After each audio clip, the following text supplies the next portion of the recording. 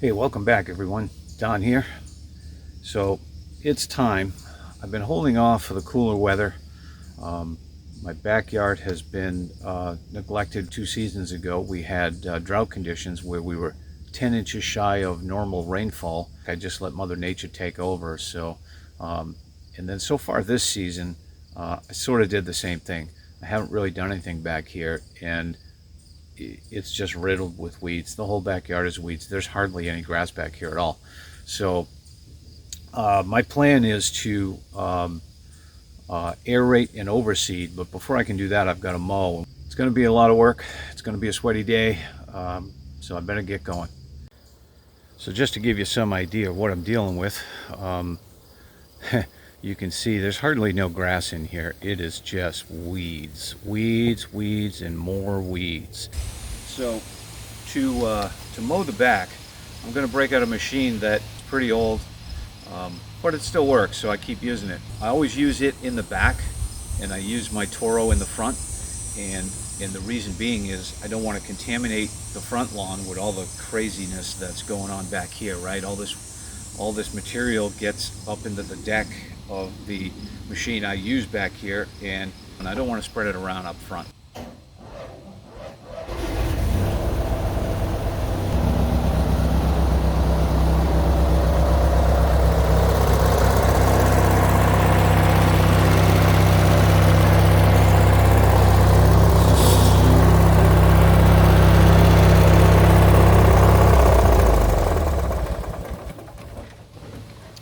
Woo, she's a beauty.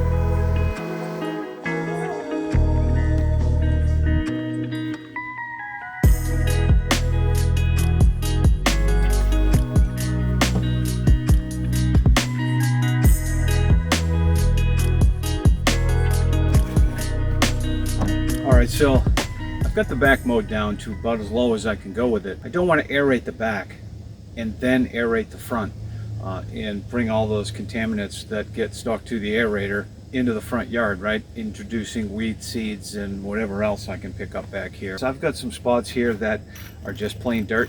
There's no weeds, there's no grass, there's no nothing. I'm going to rough those up a little bit, and then I'm going to mow the front with the Toro and bag it all up, mow it a bit low, and prepare the front for aeration. Then I'll do both aerations at the same time. I'll do the front, then immediately come into the back, get that done, probably make 2 passes in each direction. We'll see how that goes. Maybe a 3rd pass back here wouldn't hurt. And then we'll go to the next step. Stick around. I was attempting to spare you the mowing of the front. You know, you see me doing enough. My mower failed. Blade engagement let go. I went to pull the handle, and the blades began to spin, and then they stopped. And this is what happened. I followed the cable around. The cable goes down to here, into here. I'm sure it's part of the pulley system that engages and disengages the tension on the belt to get the blades spinning. I've got to check it out. I'm not going to do it now. I think I still have this machine here that I've rented, and I've only got so much time with it, so I think I'm going to take and bite the bullet here and break out my old rider and finish up the front here, and just hope I don't spread too many weed seeds around. We'll see how that goes. I guess I won't really know until next year. So this is the core aerator that I have. I rented it from my local big box store. Of course, using a trailer that I borrowed from a neighbor, and hopefully all of you are as lucky as I am to have such great neighbors. This time of year it's a bit of a struggle trying to find one. The place that I normally go to was booked solid all the way into October, so that wasn't an option. So I had to go to a place that I hadn't gone before, which in this case was my local big box store, and I don't know why, but they don't take reservations, which seems a bit odd to me. I had to just show up there when they opened the store and hope they had one, and they did, so I mean it worked out, I guess, but sort of an odd way of doing things, but you know, whatever. It all worked out in the end. I managed to get one.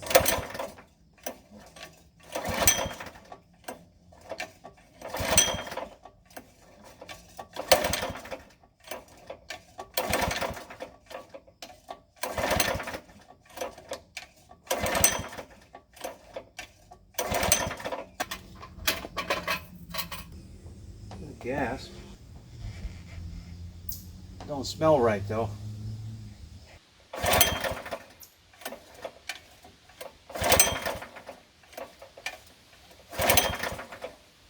I gotta drive all the way back there with this thing and swap it out or something. Oh well. I guess I better load it up and get going because I'm running out of daylight. Alright, so we're back. Round 2. First machine wouldn't start. I had to load it up, drive it back. They had another one, thankfully. It should be okay. The lesson learned here, right? When I picked up the original one this morning, I didn't think of trying it.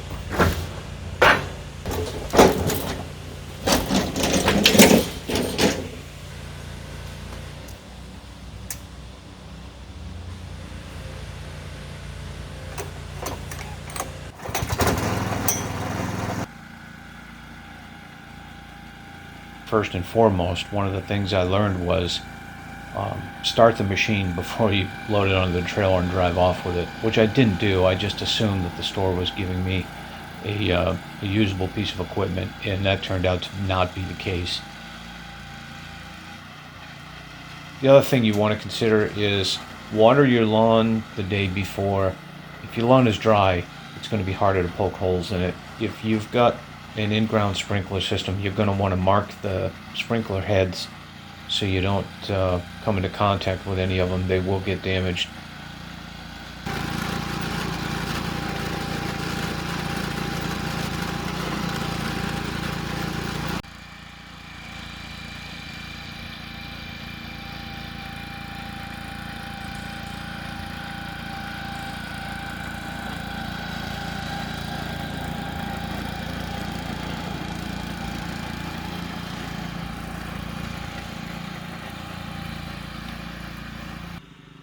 So what I found with this machine was that it wasn't pulling cores very deep, and in order to get it to go deep, I either had to lean back on the handle and lift the front wheels up to sort of put more pressure on the back of the machine where the tines roll, or just simply push down on it, and it would pull cores that were a little bit deeper.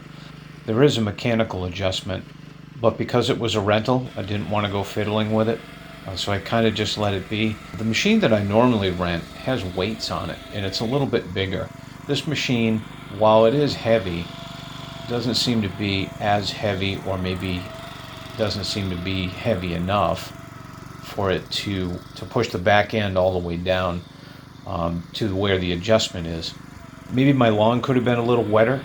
If the lawn is dry, the aerator will have a harder time digging in.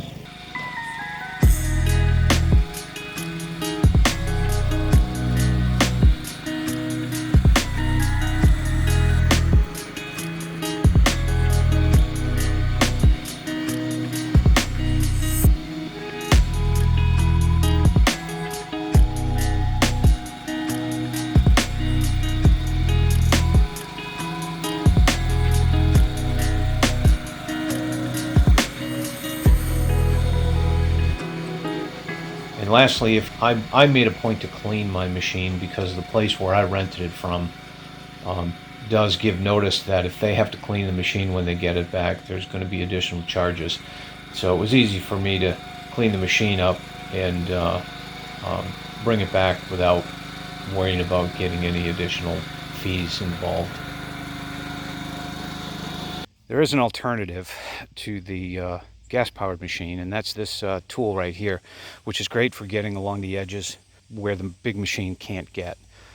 Now you could you could do your whole yard like that if you had a week and you didn't mind putting the effort into it. That tool is pretty handy to have. You can do small areas, you can do long edges.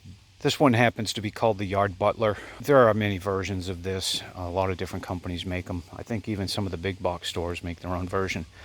Some of them have 2 prongs like this one, some of them have 4.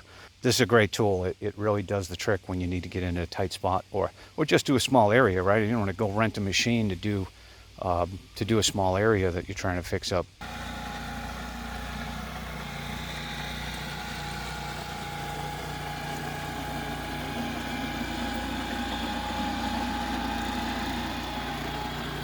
I really appreciate you taking the time to watch.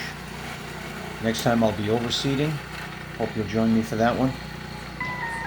Thanks again, and we'll see you next time.